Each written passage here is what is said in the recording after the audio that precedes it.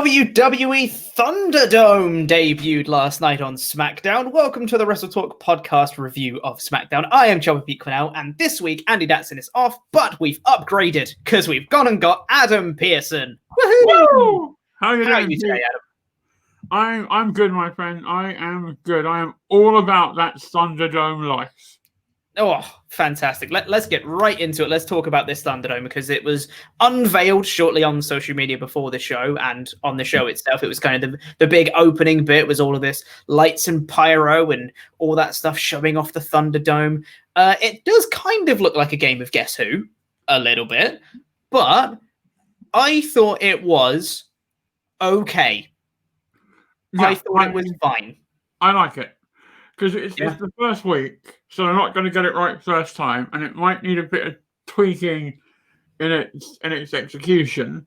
But I think it's certainly better than just blank space. Mm-hmm. And, obviously, kind of Guess Who. It does look like a giant episode of Take Me Out, doesn't it?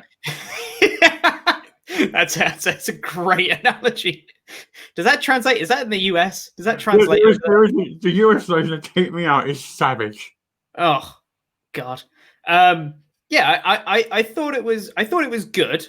The thing is though, the thing I really miss about the thing that Lockdown is really showing and then being in the PC and stuff, the thing that I really miss is crowd reactions. It's crowd noise. That's the thing that is the main draw for crowds for me. Like the instant feedback you get when someone does a really awesome spot and the crowd goes, yeah, Rob, awesome, this is awesome, all that jazz. That is the stuff I miss. So, and none of the noise from any of the people that were on the audience was obviously transmitted to the feed, which makes sense because not a lot of people are going to have good audio setups. It's probably going to sound a bit crap, but seeing people's faces doesn't really change that much for me as a viewer. It feels like people are there, which is nice, but it's still lacking that connection with the crowd. I think it's like a fake crowd, if that makes sense. Well, because they're watching it on their own, and you're not gonna pop if you watch it on your own in solitude. You kind of crowd members feed off other crowd members in their reaction. It's the community of the whole thing. It's the same when you go and see stand-up comedy live. You'll laugh louder and more than if you just watch the same DVD in the flat on your own. But I liked it. Did you see the email that they sent out to all the participants? Oh, which one was that? I've seen a few different bits going around. Well, there was it was on first come first serve, and it was also it didn't say no AEW t-shirts, but they pretty much said no AEW t-shirts. I mean, it makes sense, but also it is very funny for them to just be like, you can't wear this t-shirt. It has to be non-brand specific, unless it's ours, and that's fine. It's just a shame that I think that all the noise that you can hear now is just purely piped in. And none of it is kind of genuine because granted, the NXT guys that were in the crowd before behind the plexiglass creating the noise may not have been entirely genuine. They may have been told you must react this way for this certain thing, but I think I still might have preferred that over complete canned boos and cheers. I don't know. It's hard to say, but I do think this is an upgrade. It looks infinitely better than the Performance Center with the plexiglass around it. It just looks like a proper arena. I really like the fact it looks like the intro to SmackDown. It's a great touch. Really like that. It's just, I don't know, something's just not clicking for me. There's just that slight lack of connection for me as a viewer anyway. There is a bit of a disconnect with the lack of, as you say, instant feedback. And maybe we could do somewhere in between where we get a few of the kind of more vocal NXT guys to still come and make sure. I just want that one guy that shouted things like, this is I want that one guy just there all the time. You suck, AJ! I want that guy. That guy. We should get Rick Buggs in. He'll sort everything. But overall, I'd say, yeah, for their first outing, I'd say it was fairly successful for what it wanted to do. It felt very different. It felt like a bit of a reset for them moving out of the Performance Center era of their programming, going to the Thunderdome era. Still not sold on the name Thunderdome. That's a different story. But, whatever. I don't like it. I don't like the way people are saying it. No. Kind of, as soon as I saw Vince in the ring, I was like, he's going to do it, isn't he? Yes. He's literally going to say, welcome to the... And then completely change his voice to say the word Thunderdome. Thunderdome. Yeah. It's just... And I tell you what else did not sell me on it was Michael Cole opening up the show and going, WWE's bringing the Thunder in the Thunderdome. I was like, shut up. I also think that, like, no one can bring the Thunder to TV like WWE. And I was like, WCW did it on a weekly basis for like 2 years. They don't count. It's literally on your network. It's Thunder on WCW network. It's all WWE. They bought WCW, so now it's WWE Thunder. That's what it is. It doesn't exist anymore. It's all WWE. So dumb. I'm excited to see how they use the screens to make the SummerSlam entrances really cool. That excites me. How they'll use the technology to add bells and whistles to like the Fiend's entrance or Braun's entrance, because I don't think we've got any cinematic matches advertised for SummerSlam. Yeah, I don't think so. There might be some sort of, fancy camera cutty type tricks, like they've done for example, with the whole angle they did with Elias getting pushed off the tower in the Performance Center. They did the camera cut. They even did a camera cut on this episode with Bray Wyatt getting thrown onto concrete, and definitely not a crash mat. So there might be some trickery with that, but there's no full-on swamp fights, boneyard matches type deal for this one. But yeah, it's definitely going to be a change, and it's definitely a reset of the programming.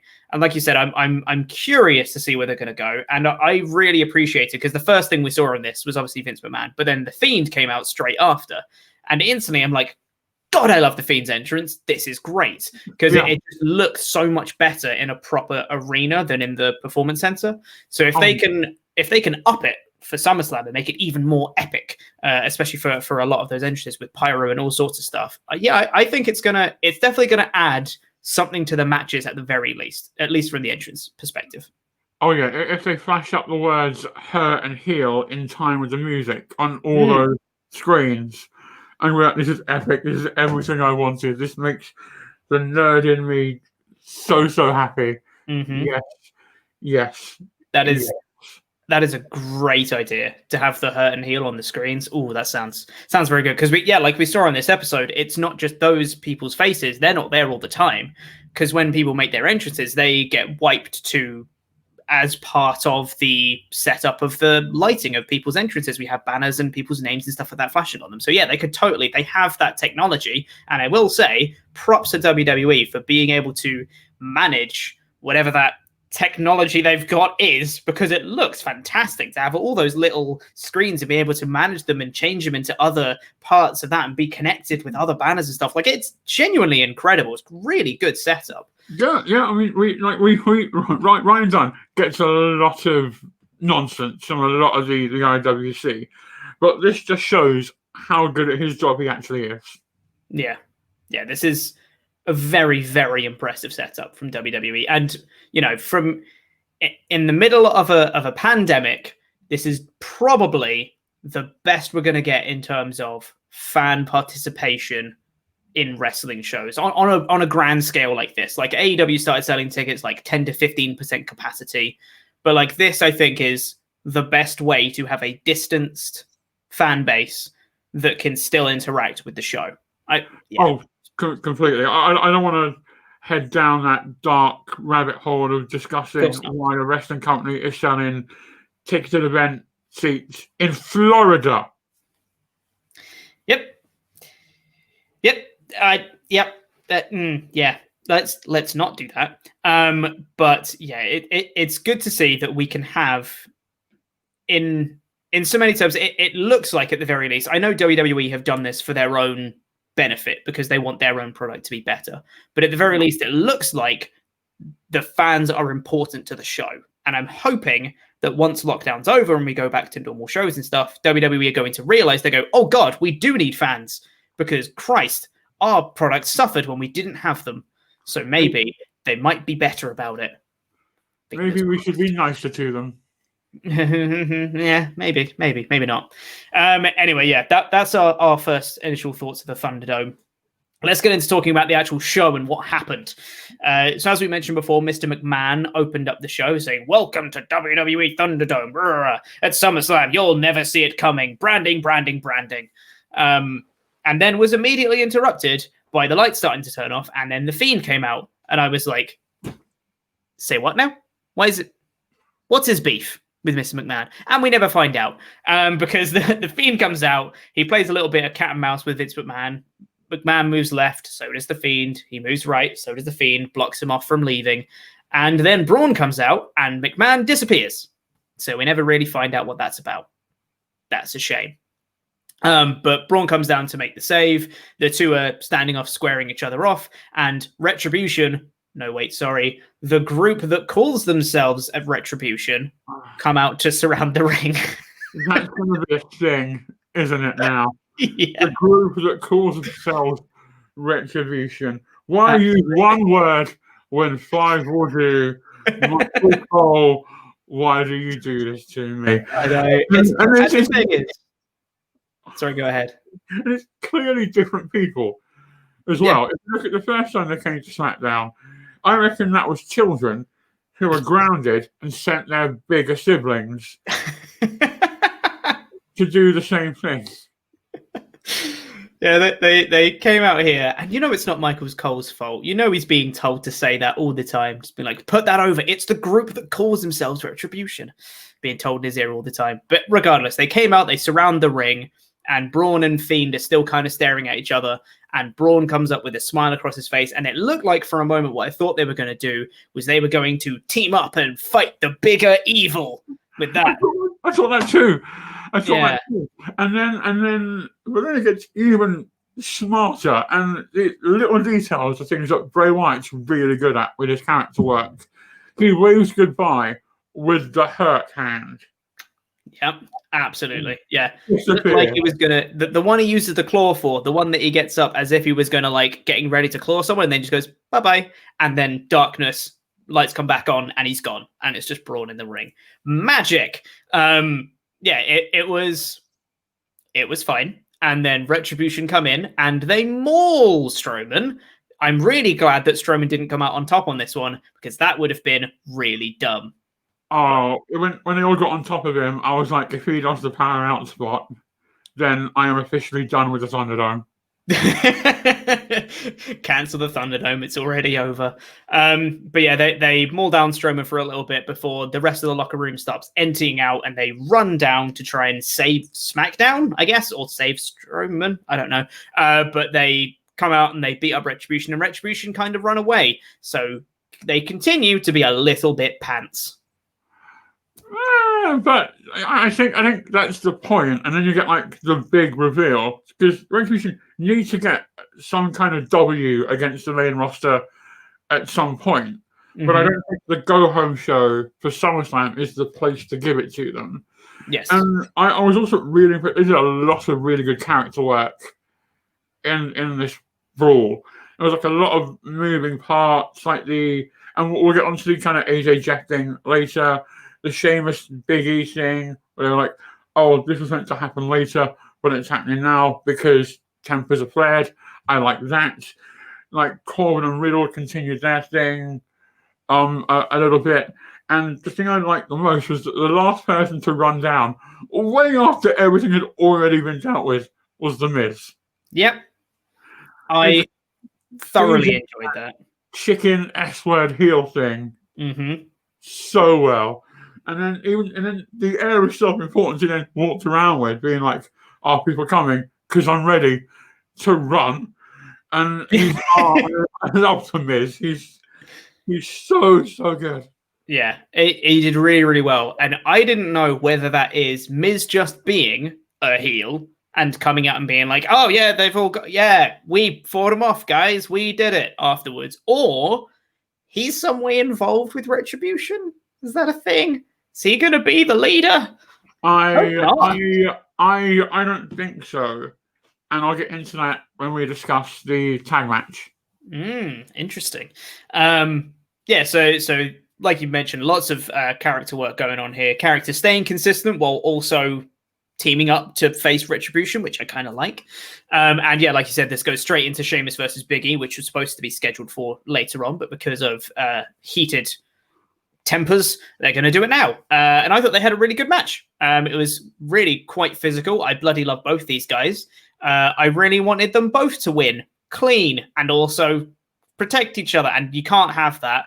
But I thought they did pretty well in the after a really good kind of back and forth match. Sheamus was lining up for a bro kick, but then on the outside, Corbin and Riddle get into it on the outside, which was good, kind of maintaining character work, because all the people that came out from the locker room kind of stayed at ringside in case Retribution came back. They just wanted to stay there, kind of looking out, see if there's any more attackers coming, which I thought was a nice touch as well.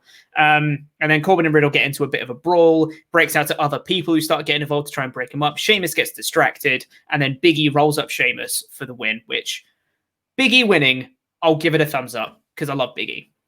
No, me too. Really good match, really hard hitting. Been loving Sheamus since he came back. Totally. Since he got kind of rid of the mohawk and the kind of World of Warcraft cosplayer look. Even like the vest and the suspenders pulled down. You know, granted, it's sort of like, so he looks like an electrician on a break. But I still really like it. It serves him and that character really well. Just, I am Sheamus, and I will beat you up. Like, no other bells and whistles needed. This is Sheamus, the Celtic warrior. He's going to kick you in the face. Yeah. And I think that works really, really well for him. And him losing here, I don't think is too bad. I really want to see him and Big E kind of rise together further to the top, because like I said, I really like both of them. I think, like you said, Sheamus has been doing great work. Really love the new get up for him since the bar fight. I think he's been doing really well with that, as well as he can. It's a bad character, but you know, whatever. I think he's been doing well with it. And Big E's getting his singles push before Kofi comes back, which is great. I just want him to keep furthering that. And then after that, we went into Hardy was backstage, Jeff Hardy, and he hurt his knee. And they were like, what's going on with his knee? Why is it hurt? And it's assumed that, you know, we got attacked backstage or something like that. I wasn't quite sure, but we'll check on him later, because that was another great bit of work from the opening angle. But then straight after that, we went into the tag team title match, Lucha House Party versus Cesaro and Nakamura.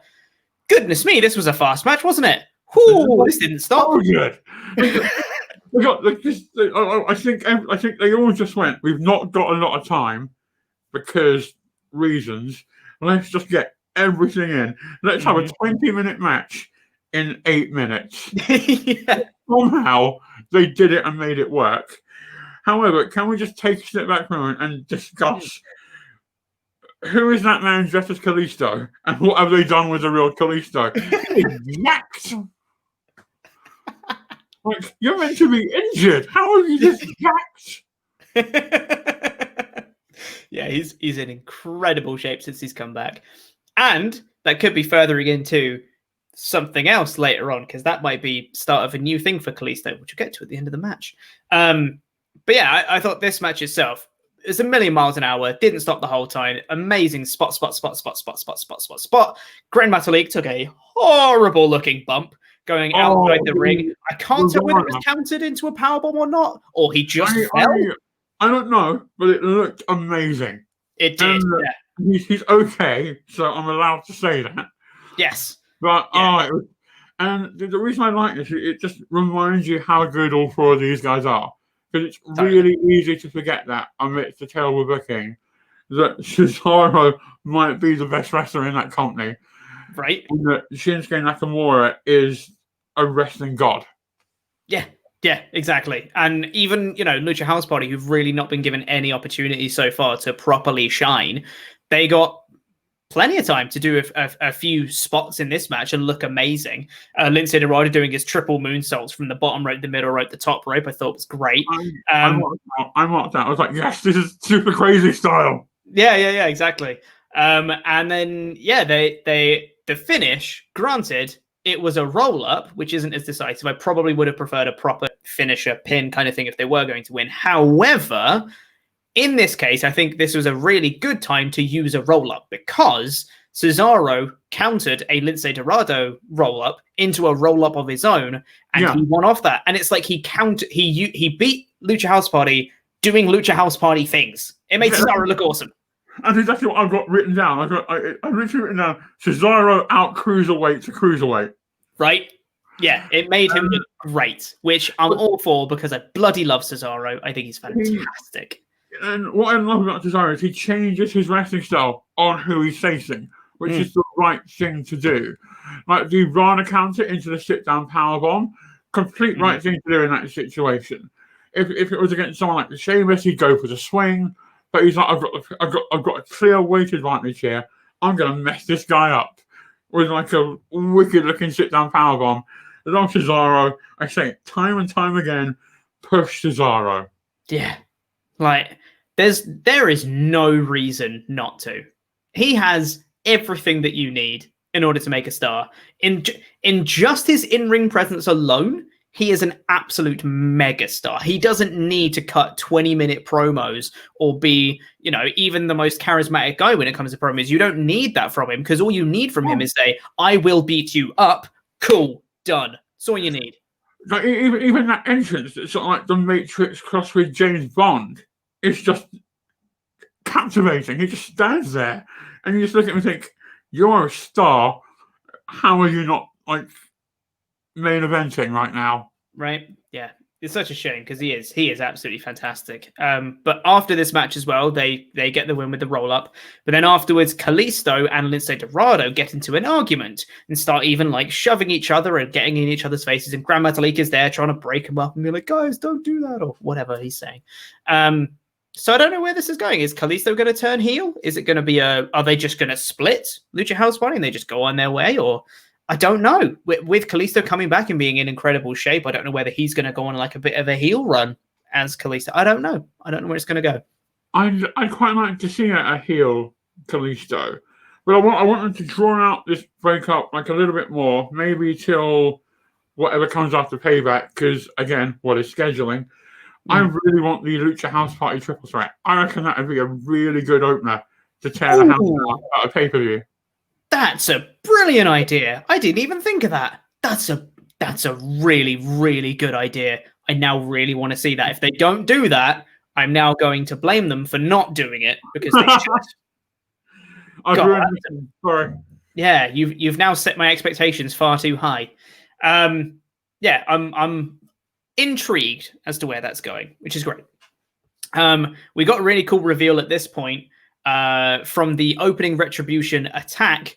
During that, AJ attacked Jeff Hardy, which I thought was really well done because I had no idea it had happened as part of the chaos of the whole brawl. And they just showed it kind of on footage backstage and be like, hey guys, we've uncovered this thing. Look, here's AJ. And it's him just stamping on the back of Jeff Hardy's knee while he's there, which looked great because AJ's really, really good. And yeah, I thought it was a pretty cool reveal of tying in kind of the whole Retribution angle and keeping that plate spinning while also being like, and people are taking advantage of it. Look at AJ, he's such a heel. It's great. I love heel AJ. He's just so smarmy and so slick and so like clever. And I'm like, oh yes, more of this. Never turn face again, AJ. Just keep doing this. Yeah. And just that whole angle was really well planned out because the first time you see Jeff in the trainer's room, you hear him say, oh man, just put a brace on it. Just put a brace on it. And I'm like, that's not how knee injuries work, Jeff. Why do you need a brace? Mm-hmm. And then we find out why he needed a brace. Yeah, exactly. Because, yeah, he got that swift kick to the knee. He runs into Bayley and Banks and says, I'm a champion. You're also champions. You're not quite as good as me, but hey, we're all champions. And then Bayley and Banks go, yeah, whatever. And then walk off, which was great. Love Bayley and Banks as well. We got a really cool Mandy Rose promo backstage, quite an impassioned promo from her, just saying that she believes that the good in Sonya Deville is still out there. And she wants to believe that Sonya can still be good and that she wants to put all their differences behind them and just go back to where they were. It's great. Thoroughly enjoyed it. I like the promo and I like Mandy Rose, but I question, why would you want to go back to where you were in catering? Yeah, that's a fair point. Yeah, that's a fair point. Because you're on telly now. Just keep that going. But no, yeah. This was like I'm loving this Mandy Rose Sonya thing. I think Sonya Deville is amazing. Yeah, dude, I've said it on this show enough times. She is an absolute megastar in the making. This Sonya Deville, I really like. Yeah, and in my own head, I've already booked the ending to that match. And if it doesn't happen, where Sonya wins but shaves her own head to make the point, I'm going to be really upset. Yeah, like Minoru Suzuki style. That'd be amazing. Sonya did have a promo later on, which we'll get to in response to that. But Banks and Bayley came out into the ring with Corey Graves next. Said, no, they're not splitting up and that Asuka can't beat them both. And then they had a little argument about who's going to be facing Asuka first, because what Bayley said on Raw was just a suggestion, don't you know? So that Bayley wasn't too happy with going first, and now she's trying to like manipulate her way around to get Sasha to go first again, which is really smart heel booking from both of them, I thought. Oh yeah, I'm loving. I wasn't sold on this Bayley Sasha thing to begin with, but I have slowly fallen in love with heel Bayley. I think she's incredible. Just the little touches she does, the little things that she says when she's on commentary. She just makes these little digs that are just enough to make the point she's a heel without it being kind of ridiculous and overblown and disproportionate. I think tonally they've nailed Bayley spot on now. Yeah, 100%. What I was less excited about was Naomi coming out afterwards and saying, hey, you know what? You should just fight you both should just fight me tonight instead. And then Corey Graves just goes, it could be a beat the clock challenge if you want. And then it was, I guess. Naomi just drop kicks both of them and then says, come on in, fight me. And I was like, okay, so I'm guessing this is to determine who's going first at SummerSlam. Mm-hmm. Sure, I can buy it. Wasn't completely sold on why Naomi would be really thrilled with a beat the clock challenge, because that insinuates that she can't beat either of them. But you know, whatever, fine. Logic, throw out the window, that's fine. You had Sasha Banks versus Naomi. And Banks just beat her in 3 minutes and 39 seconds. It was quick. Well, yeah. Thanks for coming, Naomi. and now here's Bayley. Hey! Yeah. Oh, man. Bayley came in, did the smart thing, rushed straight into the ring and need Naomi straight in the head before she'd even got to her feet kind of thing. But then Naomi, from out of nowhere, hit the rear view and pinned Bayley clean in about 2 minutes. I didn't like that. I hate that move with a burning carrot. It's essentially just a butt bump, isn't it? That is exactly what it is. And wrestling is the only industry on earth where that isn't an HR issue. Yeah, that and a Bronco Buster are really problematic when you think about it. I've completely forgotten about the Bronco Buster. And now all I can think of is the Gold Dust version of it from the old SmackDown games. And why have you done that to me, Pete? Yeah. But on one hand, it makes Bayley look slightly weak, but on the other hand, it feeds into the storyline quite nicely, depending on what happens at SummerSlam. Yeah. Because like Bayley's now going first, so she's got like a legit reason to lose.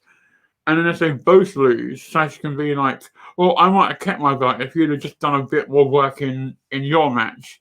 And I think this could lead to quite a nice breakup storyline between the two of them. If they, again, it's all in how they book leading up to it and then how they pace it when it's happening.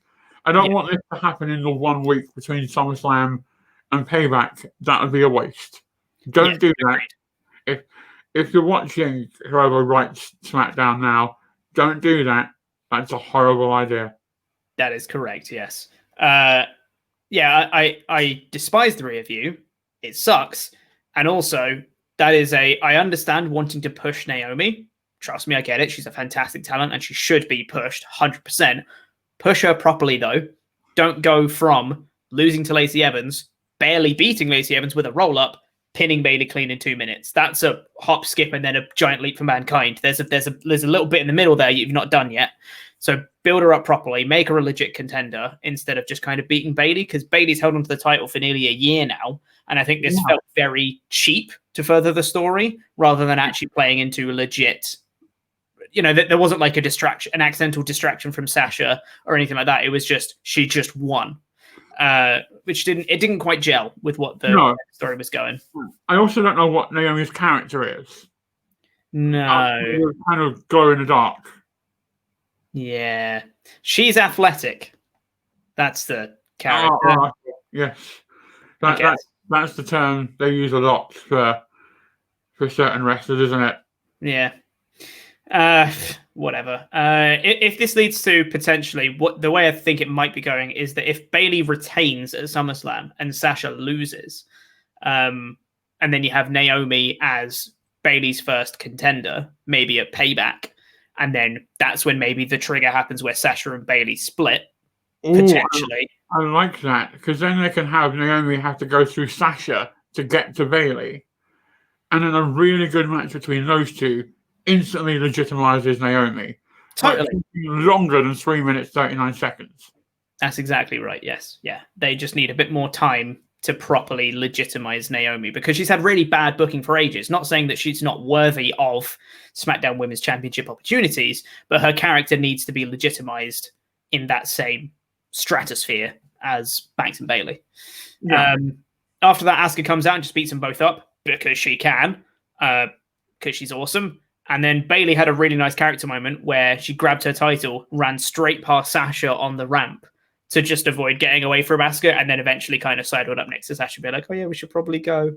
But I just love that, where she was more protective of herself than actually like getting Sasha to her feet and taking care of her. Again, really nice touches that heel Bayley does, like you mentioned earlier. Yeah, so good. So excited for... I'm legit excited for SummerSlam. Like, before the SmackDown, I was like, nah, because Raw did nothing for SummerSlam. But SmackDown took care of business really well from their end. Yeah, it did, yeah. Jeff Hardy's backstage again, who gets cleared for competition, and I quote from the doctor, because he looks stable enough, and if he can tolerate the pain, then he can compete. I'm like, surely he's not medically cleared then? What is that? I love the fact that that's what WWE's wellness policy apparently boils down to now. Yeah. Yeah, you look stable enough. You can work. You're fine, right? You can go out and do that. It's just like I'm pretty certain they said the same thing about Jake Roberts in the 80s.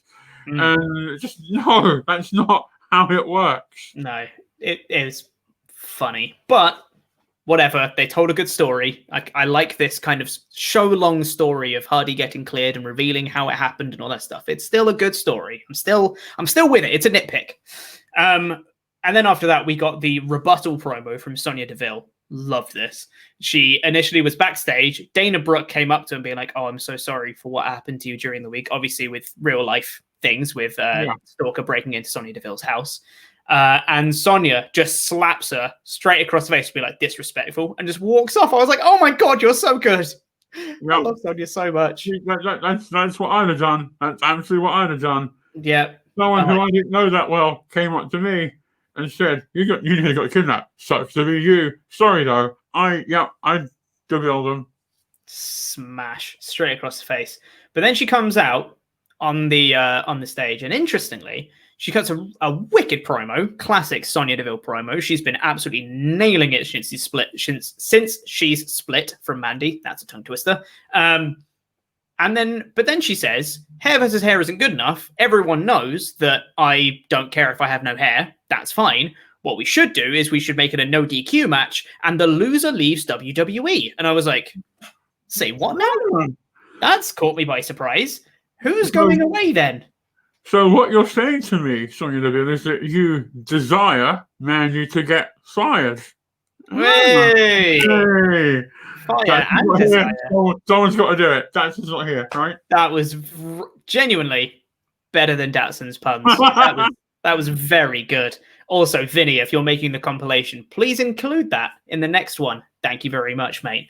I thought that, this promo was wicked. I don't know if someone needs to take time away, whether like Sonya or Mandy needs to take time away from, the real life situation that has happened, and whether this is an avenue to do that. I think that's great if they are going to do that. If they need time away and they're giving them the opportunity to do that, that's great. If they're elevating that match to a no DQ match as well, that hopefully that lends itself to being an even better match. I'm really excited for that, honestly. I mean, I was excited for the hair versus hair match anyway, but now it's, no DQ, loser leaves WWE. It's got even more stakes. I really like it. I find female hair versus hair matches intriguing, but also a bit, is this cool? Should I be watching it?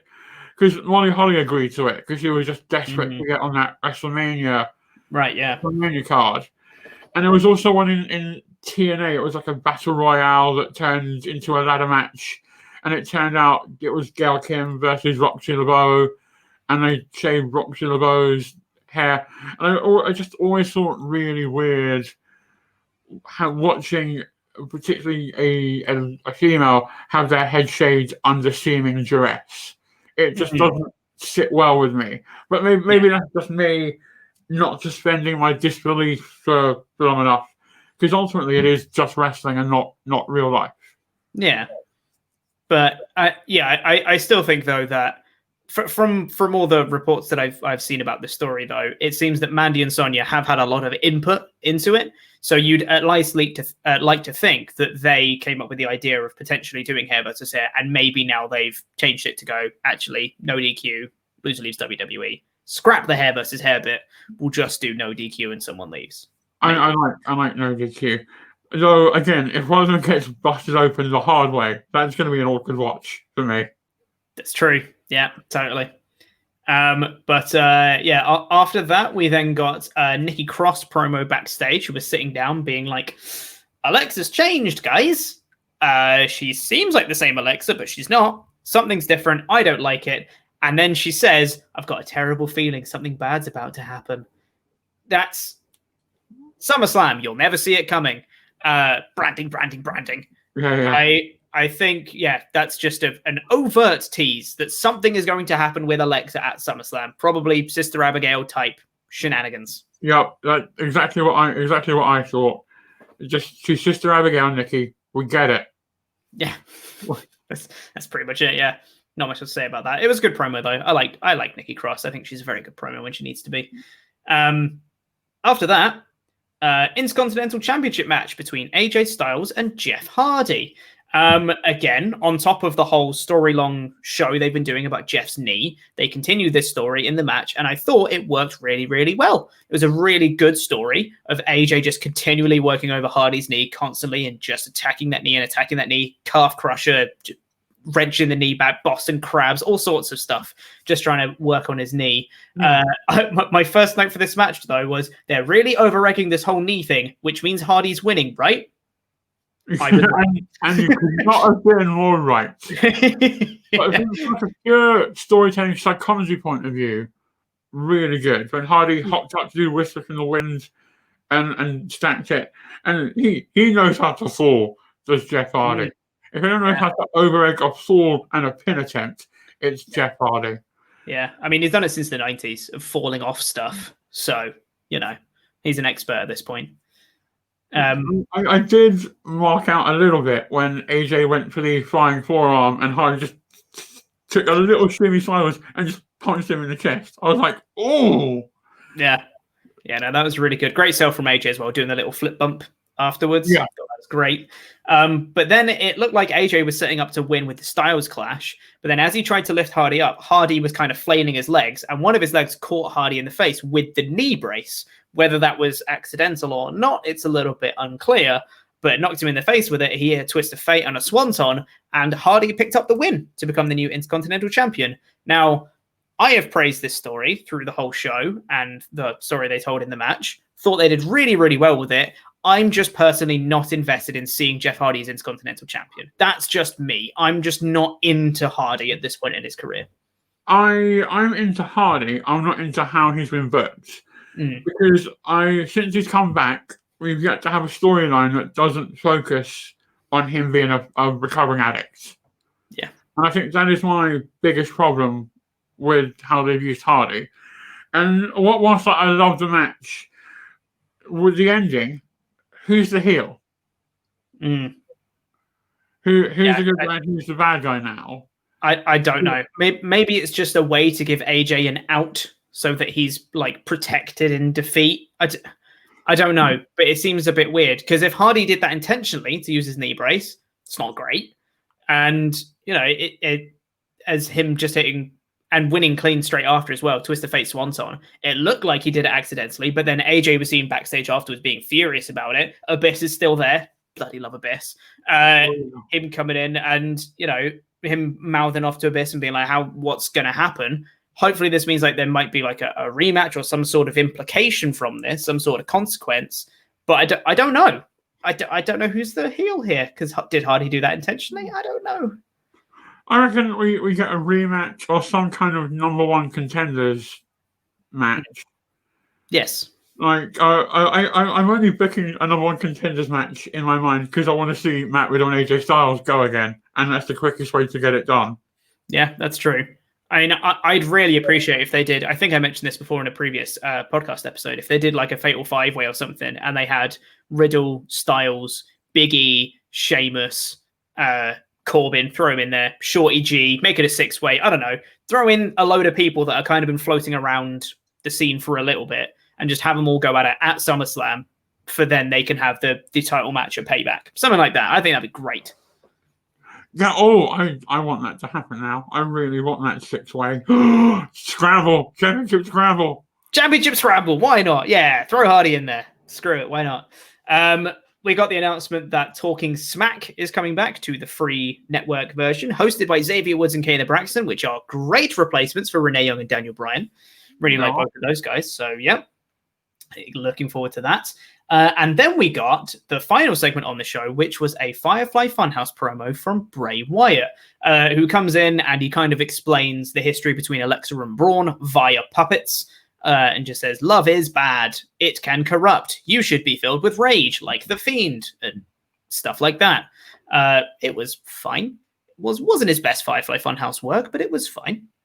Didn't have too many complaints from it. But then came a bit that I don't really like, which was Braun infiltrating the Firefly Funhouse. I didn't like it when Seth Rollins found the Funhouse, and I didn't like it when Braun found the Funhouse, because then it's just a backstage area. And it's just Bray being backstage, being weird, and it just kind of breaks the immersion of the character a little bit. Yeah, I like to think the Firefly Funhouse is sort of like the scenes in a monologue come to life.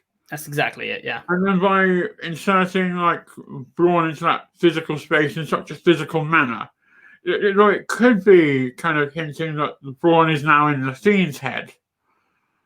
But then, if you're going to do that, it has to be like way more subtle than I think they actually did. Braun just coming in and assaulting a man isn't subtle. And then they took it outside of the Funhouse, which is where that idea completely breaks down. And where not only have you blurred the boundaries, you just removed them and gone, yeah, it's a kids' TV set, mate. Like, and they're puppets. It's all move on. Yeah. Exactly, yeah. He just came in, assaulted him, and then it cut to the commentators, and the commentators are like, whoa, Braun has found the fun. Whoa, how's he done? He's connected somehow. It's like, well, you just know it's backstage. And then you go, and there's a brawl backstage now. It's like, so it's just a backstage area then. You've just spelled it out for us without spelling it out for us, which is a bit dumb. Yeah, they continue brawling backstage. Braun and Bray go at it a little while, and then Braun throws Bray off this little ledge, essentially, onto the concrete floor that definitely wasn't a crash mat. And the referees and the EMTs and the producers and stuff are all yelling, and they're really, really, really bad at staying calm in a chaotic situation. Adam Pearce. He shouts a lot. He's what he's done is he's confused acting with shouting. That's what Adam Pearce has done there. Yeah. And I think I know the reason why they've done it. I'll come to it in a little bit. I think I know why they did all the shouting, but we'll get onto that. There's an ambulance that is automatically there. Lucky that was there. That comes reversing in to try and stretch a Bray out. They don't do a very good job of it, but hey ho. The worst first aid I have ever seen in my life. But I don't know what is worse from like a medical malpractice point of view. Someone telling Jeff Hardy, well, you seem okay, go nuts. Yeah. Or lifting a man who might have a neck injury just onto a stretcher, the same way you carry your drunk mate home from the pub. Ugh, terrible. No sort of board to get him onto the stretcher, no nothing. Let's just pick him up. Fine. This will be fine. Yeah. I mean, it's not like it's the Fiend who needs to be fit for Sunday. Yeah, true. Yeah. So they get him onto a stretcher and stretcher him into the ambulance. The ambulance starts to drive off with Adam Pearce going go go go go go the whole time, and then it stops and it starts reversing back. And Adam Pearce is still saying, "What are you doing? Go go go go go!" the whole time. Just in case the ambulance driver doesn't know what to do now. Okay. So I've got a sick guy in the back of my van that's been painted weirdly for some reason. What do I do now? Do I take him to a local medical facility? Is that like a hospital or is it different from a hospital? Yeah, no, it's an entirely different thing. I'm so confused. Yeah. The ambulance stops. It starts reversing back. Everyone's very upset about that being, what are you doing? You should drive on. And then it stops. The red lights come on in the back of the ambulance and it opens up. A load of smoke comes out and the Fiend is there standing there and going, ha, ha, ha, ha, ha, ha, ha, ha. And as he's standing there, everyone that's there goes silent. So that was the end of the show, by the way. So the reason they did all the shouting is to show the contrast between very chaotic situation, blah, blah, blah, blah, blah, go to the hospital, local medical facility, blah, blah, blah, blah, blah. And then as soon as the Fiend's there, everyone goes, oh. And the Fiend causes the silence. I understand why they've done it. Just didn't quite work in my head. But in one way, it represents kind of power and fear amongst chaos, which is like the Fiend's shtick. Yeah. Just the reveal felt a little bit too David Copperfield for me. Yeah. It's good. I was like, I know how that was done. The yelling is a distraction while the assistant gets you dressed up as the Fiend. And I wasn't watching that as a wrestling fan. I was watching it like Penn and Teller, watch things unfold. I think that was the problem for me. But good, strong finish of the Fiend character. Yeah, and I like the fact that on this episode in particular, for the Go Home show for SummerSlam, they try to end it with a big kind of cliffhanger killer angle instead of just like the Intercontinental Championship match, which they could have ended on with Hardy just winning, but that wouldn't have built necessarily into SummerSlam too much. But they went for this one. They've gone, right, let's build into an angle for SummerSlam. I like the fact they tried that. I don't get what the cliffhanger was, though. Is the cliffhanger that the Fiend is strong? Because we know that. What's the hook, for SummerSlam? Why do I need to watch SummerSlam now? Because that to me has just said that the match is happening, which I already knew. But like, what's the added bit? Why do I need to watch SummerSlam now? That's the bit that didn't quite connect for me. Yeah, it hasn't quite got its claws in. And it's been a kind of would like to watch rather than a I must watch. Yes, that's exactly it. Yeah. So overall, I thought this was a weird episode. It really flew by, which is a good sign generally. I think I like the Thunderdome. It's okay. It had some really good angles on the show, like the whole Hardy Styles thing through the whole show. I thought was really good, and the Fiend Strowman stuff it bookended the show, which I thought was good. And they tried something that was a bit kind of they tried a big hook to go into SummerSlam, which I appreciated. I would give this a high 3 out of 5, maybe a low 4, somewhere around that region. Yeah, I'm also around there. But then if I give it a 4, that sets a precedent that no, like you, high 3.8, maybe 3.8 out of 5. Yeah, I thought it was good, and I am excited for SummerSlam, which I wasn't particularly beforehand, but now I very much am. So that's goal achieved, I guess.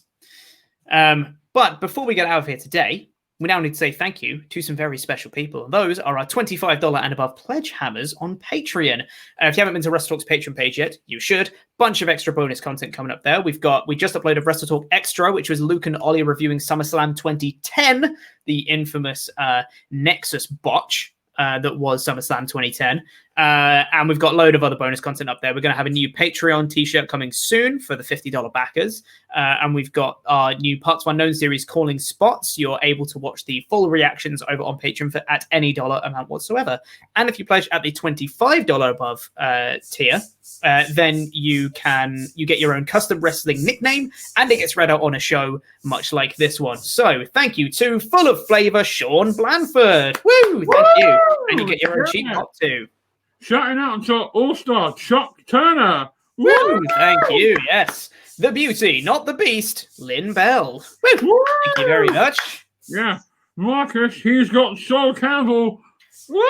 It's a football joke, everybody. Football joke. Yeah. Groovy, Dylan Powers. Woo! Thank you. Woo! Yeah, good for you, Dylan. We like you, Dylan. The second coming, Kev Jr. Woo! Yes. Yeah. Thank you very much. Colin McLeaner than Finn Balor. Woo! Thank you very much. Jordan, don't you dare call me Mountain Dew. Hey, there it is. Have a soft drink on. Let's have a drink, Chris Merriman. Thank you very much. Yeah, Chris. And Nerfless Eva Martinez. Woo, yes. That's an Overwatch reference. The Hunter, Tyler Bailey. Woo! Thank you very much. Woo! And finally for today. Yeah, and finally for today, Finding Jory Deville. Woo! Hey, yes. I said that wrong, but that's a Disney reference. It's fine. Thank you very much for watching, everyone. Thank you, Adam, for joining us. Adam will be back next week as well because Andy is off.